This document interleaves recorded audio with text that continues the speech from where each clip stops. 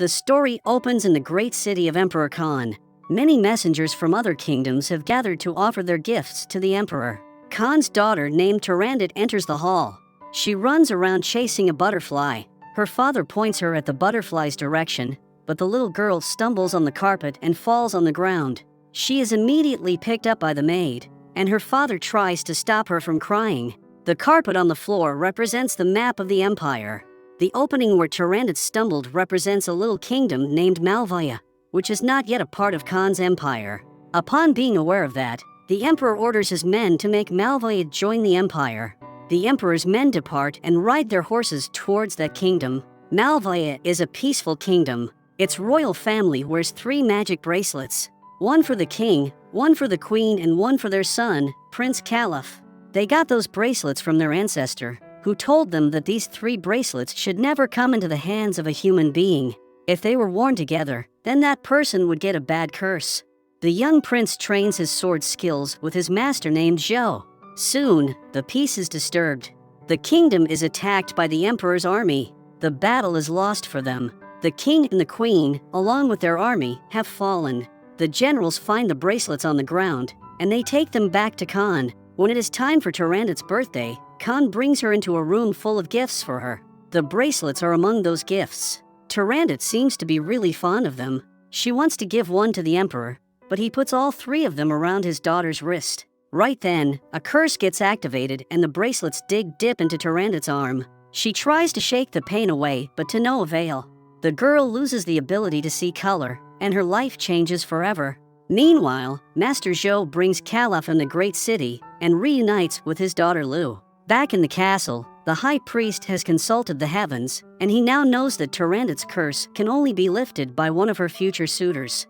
There are 3 riddles to be solved, and they must be solved when Turandot turns 15 years old, which is the age of marriage. Warning notice: if the curse is not lifted until she hits 18, her heart will turn to ice and she will lose her mind. Later on, beautiful fireworks explode into the night sky, but Turandot can't enjoy the show because the only thing she can see is some light flashes. In the meantime, Lu and Caliph have met and they enjoy the show together, 2 newly formed siblings. Several years later, Caliph has grown up, but Zhou has given him the name Blue Eyes. He has grown fond of the fireworks, and that gives his sister the chance to play with him and mess up his face. Since he needs more gunpowder, she takes him to the mines. They witness how some masters of the art work on the fireworks. However, they are spotted by the guards and they have to run. After making a fool out of them, they find a path and escape. Meanwhile, General Boyan enters Turandot's room in order to train her because Khan has ordered him so. The 2 of them start fighting, but the curse has given Turandot some super speed abilities. Eventually, Boyan gets a hold of her outside. Suddenly, Caliph and Lu appear and run to the princess' aid. Boyan and Caliph fight. The general feels like he has seen this fighting style before. In any case, the general overpowers Caliph and is about to hit him, but Turandot extends her arm and stops him. She asks Caliph to be her new training partner.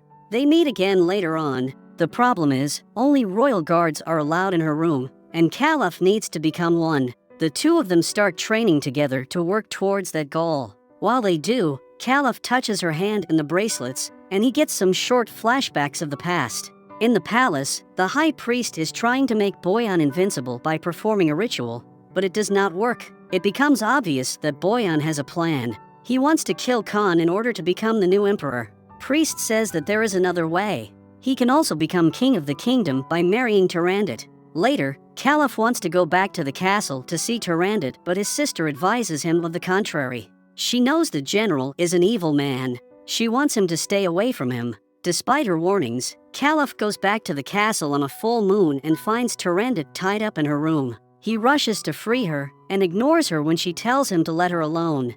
When he frees her, Turandot turns the silk into a weapon.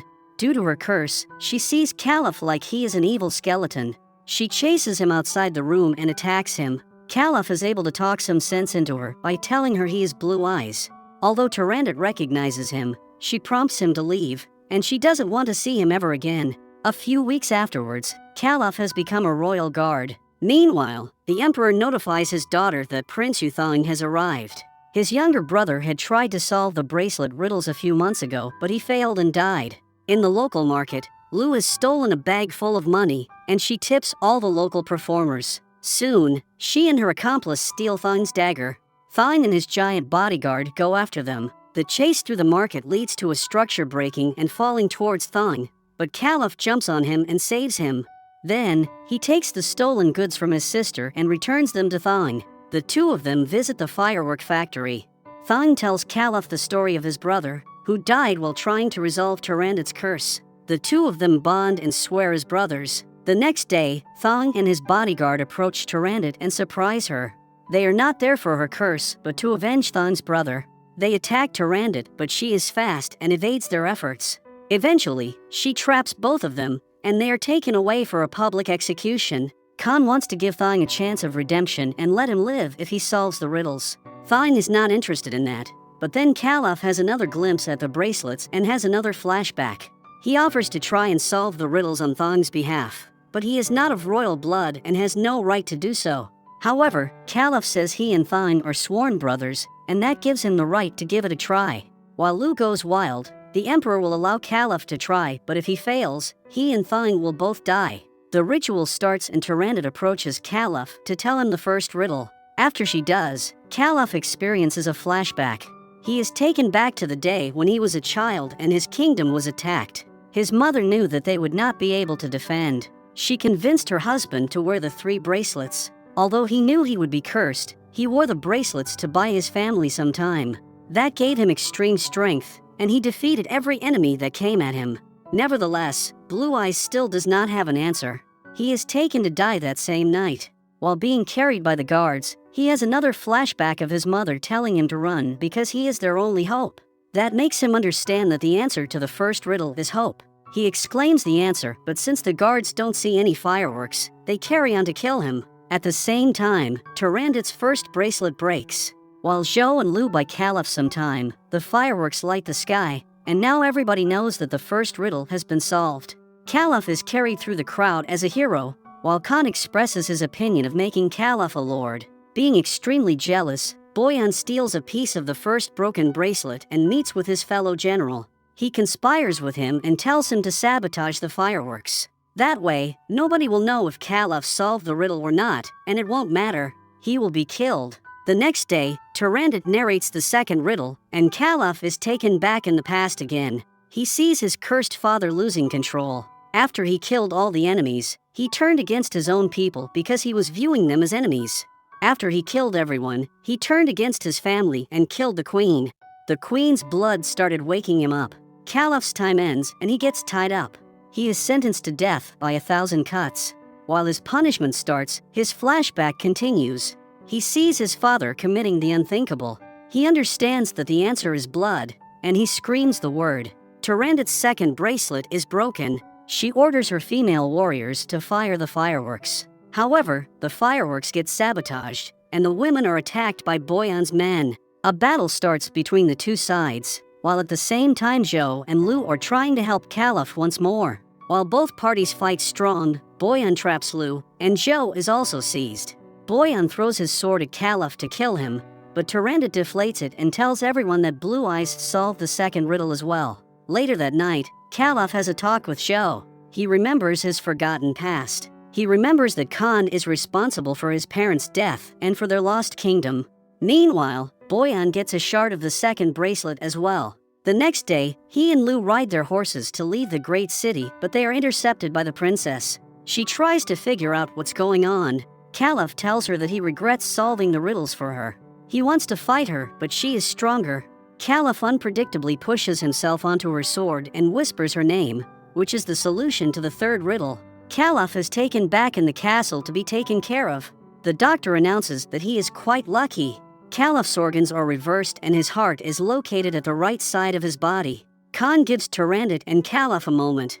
She lets him know that the emperor has arranged their marriage to take place tomorrow. However, Caliph appears quite distanced. Upon being asked if he is okay, he reminds Tyrannid that he solved 3 riddles for her, but now she needs to solve a riddle for him. His real name is not Blue Eyes, and she needs to find out what it is. In the meantime, Boyan has acquired pieces of all the bracelets. The high priest repeats the ritual they did earlier. This time it works and Boyan becomes invincible. Of course, being the bad guy he is, he stabs the high priest since he does not need him anymore. Then, he attacks and gets a hold on Caliph and his family. Turandot runs to his aid. She reaches an agreement with Boyan. He will not kill Caliph if she agrees to marry him tomorrow. At the same time, the high priest reaches the fireworks master and asks for his help. The next day, Khan expresses how deeply sad he is that things took this turn. However, Caliph would never want to be his son-in-law after what he did to his people. At that time, the high priest is brought in. He reveals that the massacre in Malvaya was Boyan's work. Although the emperor had ordered them to negotiate peacefully first, Boyan disobeyed the order and he just attacked Malvaya. The good guys are assisted by all of their friends. A fight starts between the two sides. Unfortunately, Boyan is indestructible. Caliph and Joe fail to stop him. Caliph and Turandot escape to the firework factory, where they set up a trap to kill Boyan. That does not work, but then Boyan hits Turandot hard and her blood has an effect on him when it touches his skin. Caliph sees that, and he grabs Turandot's sword, soaked in her blood. He touches it on Boyan's chest and breaks his invincibility. Then he pushes it in and is able to penetrate his skin. That destroys Boyan and burns him into ashes. Turandot dies into Caliph's hands, but she tells him where to find the royal secrets of the art of fireworks. Soon, Caliph leaves the empire. He rebuilds the kingdom of Malvaya, and he becomes a master of the fireworks. Remember to subscribe to my channel, and we will see you next time.